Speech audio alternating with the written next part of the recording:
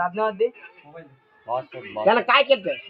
अहो, डोळे फोडले माधवर शोधलो काय ना पाठवा व्हॉट्सअपला मी आता बोललो का पाणी माग नागपूरला पाणी मागले त्याला ना 12 बुलीच्या व्हॉट्सअपला पडा वरच म्हणून खरे म्हणून भिकारी माणूस बोलला म्हणा